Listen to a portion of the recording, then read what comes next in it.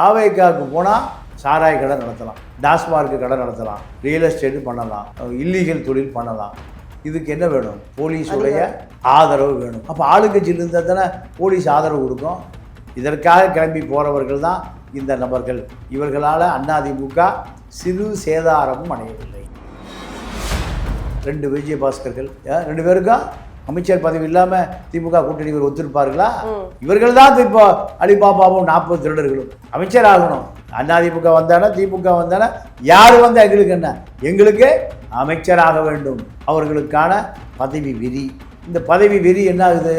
எந்த கட்சியிலேயே போய் சேரலான்னு தான் போய் இப்போ தாவேக்காவில் இணைகிறார்கள். யார் வேணால் போட்டுமே, எந்த தொண்டனும் போடு. அவங்க தான் போனால் லட்சக்கணக்கான பேர், ஆயிரக்கணக்கான பேர் கூட்டிகிட்டு போயிருக்கேன்னு விஜயபாஸ்கர் அவர்கள்லாம் சொல்லியிருக்காங்க. அல்ல, விஜயபாஸ்கர் ஒரு ஊழலின் மொத்த உருவம். உயிர்காக்கும் மருந்தில் ஊழல் செய்த ஒரு பெரிய நபர். தாவேக்காவில் இணைவதற்கு அவருக்கு என்ன நோக்கம் கேளுங்க. புதுக்கோட்டை மக்களுக்கு பூரா கால் சவரன் கொடுத்துருக்காரு. 2 லட்சம் பேருக்கு கால் சவரன், 10,000 கோடி கொள்ளையடிச்சு வச்சிருக்காரு. இந்த நபர் அதிமுகவை விட்டு வெளியேறுவது தான் அதிமுக சுத்தமாக. ஏன்னா ரெட்டையிலை பெருசா, விஜயபாஸ்கர் பெருசா? எம்ஜிஆர் பெருசா, விஜயபாஸ்கர் பெருசா, வேலுமணி பெருசா, எம்ஜிஆர் பெருசா? யார் பெருசு? எம்ஜிஆரும் ரெட்டையிலையும் தான் பெருசு. அந்த கட்சி யார் இருந்தாலும் யார் போனாலும் ரெட்டையிலையும் எம்ஜிஆர் இருக்க வரை பல கோடிக்கணக்கான தொண்டு அந்த கட்சியில் தான் இருப்பான். அதனால அது அழிஞ்சே போகாது. மொத்தம் 234 எம்எல்ஏக்களில் இப்போ பாதி பேர் தான் வந்திருக்காங்க. மீதி பேர் போனால் தான் அதிமுக சுத்தமாக மாறும். இவர்கள் கட்சி கிடையாது, இவர்கள்லாம் எம்எல்ஏக்கள். ஊழல் புரிந்தவர்கள், லஞ்சம் வாங்கியவர்கள், அதிகாரம் வேணும், ரியல் எஸ்டேட் பண்ணுறான், ஸ்குவாரி நடத்துகிறான், கிளப்பு நடத்துகிறான், சாராய கடை நடத்துகிறான். இவர்களுக்கு என்ன வேணும்? அதிகாரம் வேணும். போலீஸை மிரட்டணும், கலெக்டரை மிரட்டணும், தாசில்தாரை மிரட்டணும். அதுக்காக எல்லாம் கிளம்பி போகிறான். எங்காவது ஒரு தொண்டை போயிருக்கானா? இல்லை. அதிமுக தொண்டை எங்கேயுமே போகலை. இந்த தேர்தலில் அதிமுக வாங்கிய ஓட்டு, தனித்து நின்று அதிமுக வாங்கிய ஓட்டு ஒரு 23% வாங்கியிருக்கு. திமுக எல்லா கட்சி கூட்டணி சேர்ந்து 25% வாங்கியிருக்கு. 25% வாங்கின கூட்டணி பூரா வெளியே போயிடுச்சு. கம்யூனிஸ்ட், காங்கிரஸ், விசிகா, வைகோ எது அழிஞ்சிட்டு இருக்கு? திமுக தான் அழிஞ்சிட்டு. அதிமுகவில் தலைவர்கள் வெளியே இருக்கிறார்கள், தொண்டர் வெளியேறவே இல்லை.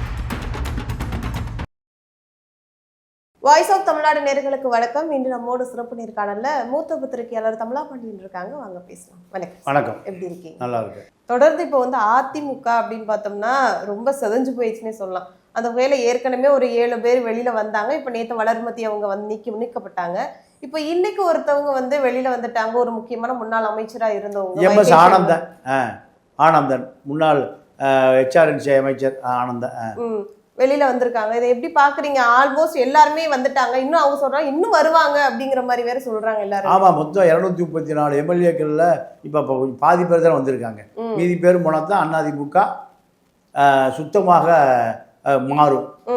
இவர்கள் கட்சி கிடையாது, இவர்கள்லாம் எம்எல்ஏக்கள். ஊழல் புரிந்தவர்கள், லஞ்சம் வாங்கியவர்கள். இவர்களெல்லாம் அதிகாரம் வேணும், ரியல் எஸ்டேட் பண்ணுறான், ஸ்குவாரி நடத்துகிறான், கிளப்பு நடத்துகிறான், சாராய கடை நடத்துகிறான். இவர்களுக்கு என்ன வேணும்? அதிகாரம் வேணும். போலீஸை மிரட்டணும், கலெக்டரை மிரட்டணும், தாசில்தாரை மிரட்டணும். அதுக்காக எல்லாம் கிளம்பி போகிறான். எங்காவது ஒரு தொண்டை போயிருக்கானா? இல்லை. அதிமுக தொண்டை எங்கேயுமே போகலை. இந்த தேர்தலில் அதிமுக வாங்கிய ஓட்டு, தனித்து நின்று அதிமுக வாங்கிய ஓட்டு ஒரு 23% வாங்கியிருக்கு. திமுக எல்லா கட்சி கூட்டணி சேர்ந்து 25% வாங்கியிருக்கு. 25% வாங்கின கூட்டணி பூரா வெளியே போயிடுச்சு. Communist, Congress, Visika, Vaiko, Indian Muslim அவ்வளோ பேர் வெளியே போயிட்டாங்க. அப்போ எது அழிஞ்சிட்டு இருக்கு? திமுக தான் அழிஞ்சிட்டு இருக்கு. அதிமுகவில் தலைவர்கள் வெளியே இருக்கிறார்கள், தொண்டர் வெளியேறவே இல்லை. தொண்டை யாரும் போகலை. இவர்களுக்கு தாவேக்காவுக்கு போனால் சாராய கடை நடத்தலாம், டாஸ்மார்க்கு கடை நடத்தலாம், ரியல் எஸ்டேட்டு பண்ணலாம், இல்லீகல் தொழில் பண்ணலாம். இதுக்கு என்ன வேணும்? போலீஸுடைய ஆதரவு வேணும். அப்போ ஆளுங்கட்சியில் இருந்தால் தானே போலீஸ் ஆதரவு கொடுக்கும். இதற்காக கிளம்பி போகிறவர்கள் தான் இந்த நபர்கள். இவர்களால் அதிமுக சிறு சேதாரமும் அடையவில்லை. இல்லை, ஆனால் அவங்க சொல்கிற காரணம் என்னன்னா, எடப்பாடி பழனிசாமி அவர்கள் தான் ரொம்ப பண்றாங்க, ஒரு கட்சியை வச்சு கட்டமைக்க முடியல, திருட்டுத்தனமா திமுகவோட வந்து பேச்சுவார்த்தையில போய்கிட்டு இருக்காங்க அப்படின்னு சொல்றாங்க. திமுகவோட திட்டுத்தனமாக பேச்சுவார்த்தை நடத்தியவர்களே இவர்கள் தான். இப்போ போயிட்டான் இவன் அமைச்சர் வேணும் தானே போனாங்க. இந்த எப்போ போய் இப்ப அமைச்சர் இவங்க வேணும்னு சொன்னாலும் அவங்க கொடுத்துருவாங்களா என்ன? இல்லை, கொடுக்குறேன்னு சொல்லித்தானே கூட்டணியை ஆரம்பிக்குது. கூட்டணியை திமுக அதிமுக கூட்டணியை இந்த முன்னாள் அமைச்சர்களுக்கு பதவி வேண்டும் என்பதுதான் டிமாண்டே. இப்போ போயிருக்கிற விஜயபாஸ்கர், 2 விஜயபாஸ்கர்கள் 2 பேருக்கும் அமைச்சர் பதவி இல்லாமல் திமுக கூட்டணி ஒத்துருப்பார்களா? இவர்கள் தான் இப்போ அலிபாபாவும் 40 திருடர்களும் அமைச்சர் ஆகணும். அதிமுக வந்தானே திமுக வந்தானே யார் வந்தால் எங்களுக்கு என்ன, எங்களுக்கு அமைச்சராக வேண்டும். இதுதான் அவர்களுக்கான பதவி வெறி.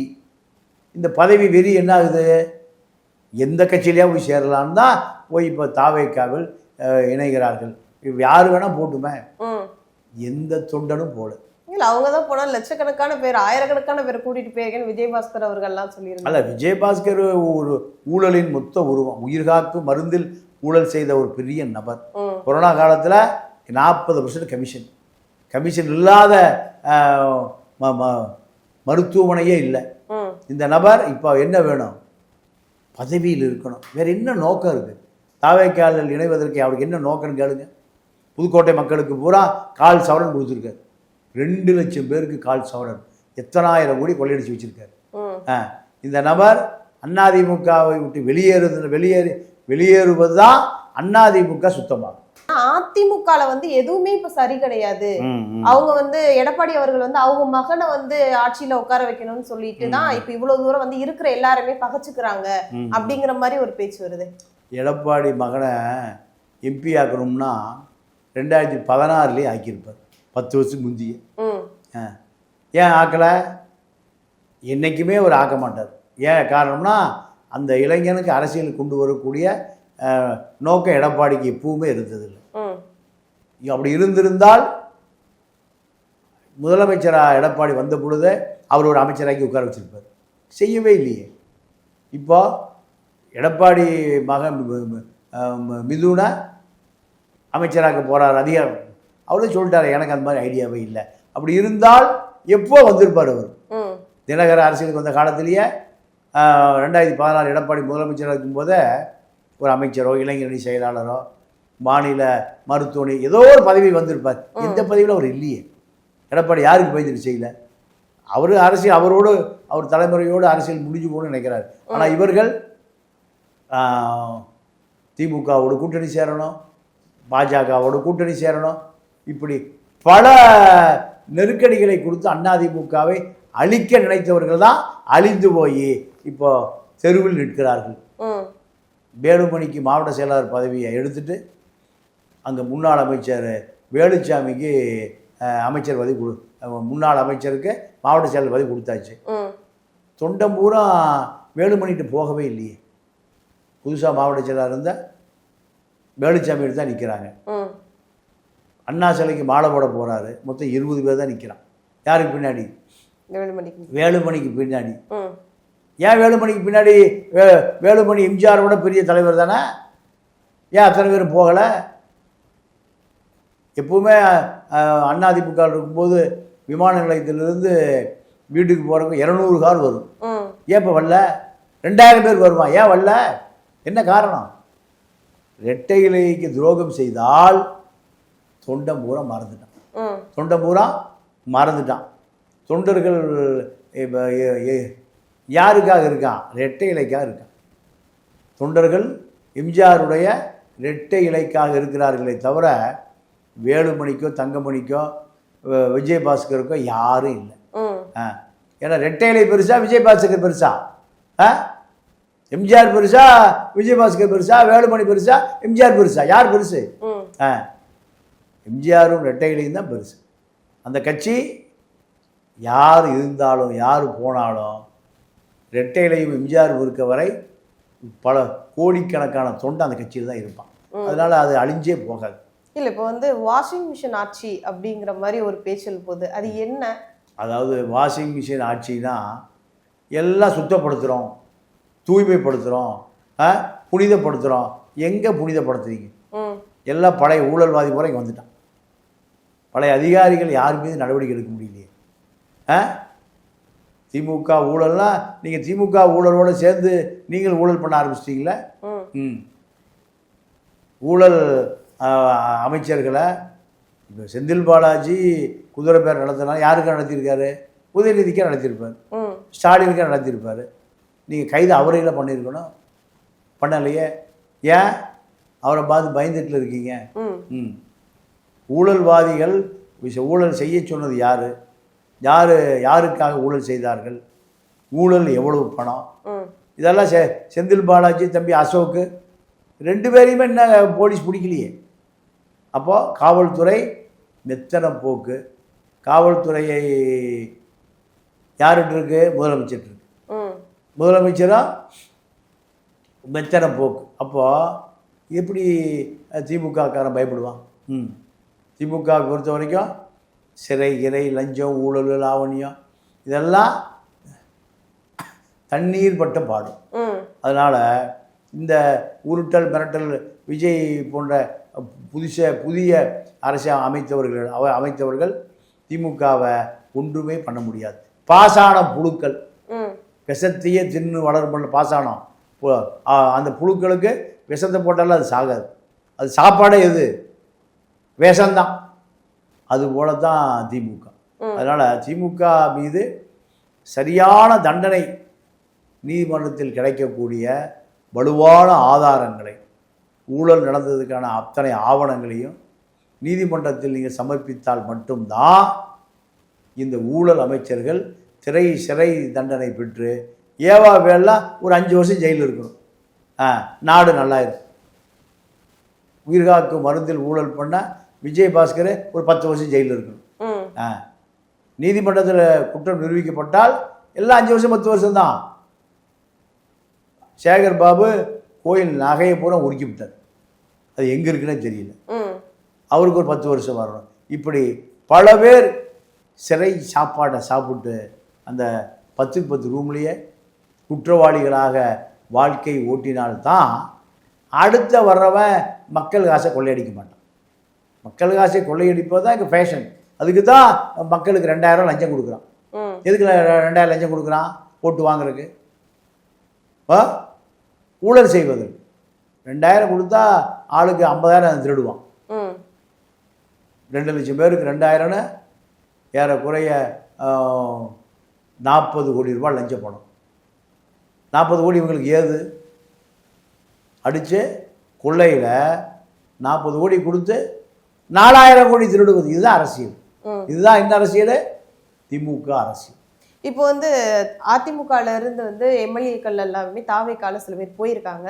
அவங்களுக்கு எல்லாருமே இப்போ தான் எம்எல்ஏவா இருந்த இடத்துல இருந்து தான் அந்த இதில் ராஜினாமா பண்ணிட்டு போயிருக்காங்க. இப்போ அந்த இடத்துல காலின்னு அறிவிக்கப்பட்டதுக்கு அப்புறம் அங்கே போனோன்னா அவங்களுக்கு அதே இடத்த கொடுப்பாங்களா தாவேக்கா சார்பில் இருந்து? இல்லை அவங்களுக்கு எந்த போஸ்டிங்கோ அல்லது இந்த வர இடைத்தேர்தலில் எதுவுமே போஸ்டிங் கொடுக்க மாட்டாங்க? அவங்களுக்கு 50 கோடி ரூபா பணம்மா, சீட்டு கேட்கக்கூடாது, விஷயம் நிறுத்தி ஜெயிச்சுக்கும். அதுதான் பேரம், குதிரை பேரம். யார்கிட்ட? அதிமுக எம்எல்ஏக்கள் 10 பேர். அவர்களுக்கு என்ன தொகை? 50 கோடி ரூபா. 50 கோடி ரூபாய்க்கு 10 சட்டமன்ற உறுப்பினர்கள் தயார் நிலையில் இருக்கிறார்கள் ராஜினாமா செய்கிறதுக்கு. அப்போ ராஜினாமா செய்தால் மீண்டும் அங்கே அவர்கள் நிற்க மாட்டார்கள். யார் நிற்க போகிறா? விசில் தான் நிற்கும். உதாரணத்திற்கு நீங்கள் ஓமலூர் மணி எம்எல்ஏ, அவர் ரிசைன் பண்ணிட்டு அரசியல் விட்டே போகிறார். வேண்டாம், 50 கோடி ரூபா வந்தால் போதும். மேட்டூர் வெங்கடாசலம், சங்கராபுரம் ராகேஷ், பழனி ரவி மனோகரன், ஆத்தூர் இளங்கோ, கெங்கவல்லி எம்எல்ஏ, ஏற்காடு எம்எல்ஏ, இப்படி சீட்டு வேண்டாம், ஒன்றும் வேண்டாம், பணத்தை மட்டும் கொடு, நாங்கள் இந்த அரசியலை விட்டு விலகிறோம், எங்களுக்கு இந்த எம்எல்ஏ ஆவதற்கு 50 கோடி ரூபாய் செலவாச்சு, ஆளுக்கு ஓட்டுக்கு 1000 ரூபா கொடுத்தோம், எவனும் ஓட்டு போடலை, அதனால் எங்களுக்கு என்ன வேணும், அந்த செலவை கொடுத்தா நாங்கள் எம்எல்ஏ பதவியை ரிசைன் பண்ணிவிட்டு வீட்டுக்கு போகிறோம். இதுதான் டீலிங். இந்த டீலிங்கு தான் அதிமுக எம்எல்ஏக்கள் எல்லாம் பதவி விலகிறார்கள். இதற்கு பின்னால் என்ன எவ்வளோ இருக்குது? 50 கோடி இருக்குது. 50 கோடி தான் அரசியல் தலைவியை தீர்மானிக்குது. 10 பேர் 500 கோடி. தாவேக்காக்கு விசிகாவை கழட்டி விடலாம், கம்யூனிஸ்ட் கழட்டி விடலாம், யாரும் தேவையில்லை. அதிமுக தலைவர் ஆட்சி அதிகாரத்துக்கு வந்து விடுவோம், நாங்கள் அதிகாரத்தை தக்க வச்சுக்குவோம். இதுதான் தாவேக்காவின் குதிரை பேரம். திமுகவின் குதிரை பேரம் எதுவும் செல்லுபடி ஆகலை. ஏன்னா அதை விட அதிகமான தொகையை தாவேக்காவை சொந்த எம்எல்ஏக்களுக்கு பட்டியல் எடுத்து யார் பலவீனமான எம்எல்ஏ, யார் பணம் வாங்கக்கூடிய எம்எல்ஏ, அதாவது ஒரு தடுமாற்றத்தோடு இருக்கிற எம்எல்ஏ, இந்த பட்டியலை எடுத்தாச்சு. எடுத்து நாங்களே பணம் தரப்பா, எங்கேயும் வாங்கிட்டு போயிடாதீங்க. இப்படியான ஒரு ஜாக்பாட் அடிச்சிருக்கு தாவேக்க எம்எல்ஏக்களுக்கு. அதனால் இவர்கள் எந்த காலத்தில் மணி மாற மாட்டார்கள். இவர்களுக்கு தேவையானதை மாதம் கொடுப்பார் விஜய். இதுதான் இப்போ ஒப்பந்தமாயிருக்கு.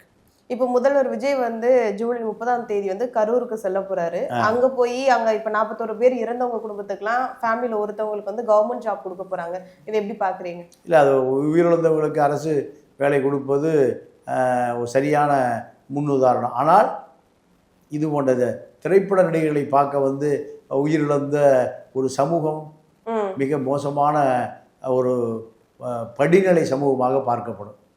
அரசு வேலை கிடைச்சிடும், ரைட்டு, போன உயிர் திரும்பி வருமா? வராது.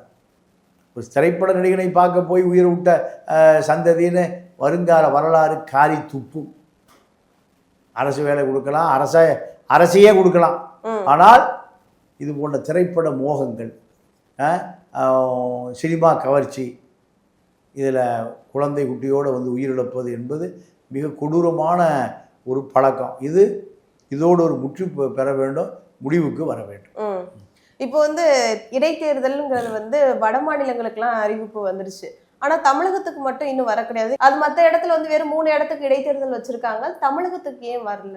சபாநாயகர்கிட்ட வழக்கு இருக்குது, நீதிமன்றத்துக்கு வழக்கு, எடப்பாடி வழக்கு வைத்திருக்கார். நீதிமன்றத்தில் வழக்கு இருந்தால் தேர்தல் ஆணையம் அந்த வழக்கு முடிந்த பிறகு தான் தேர்தல் தேதியை அறிவிக்கும். எடப்பாடியை பொறுத்த வரைக்கும்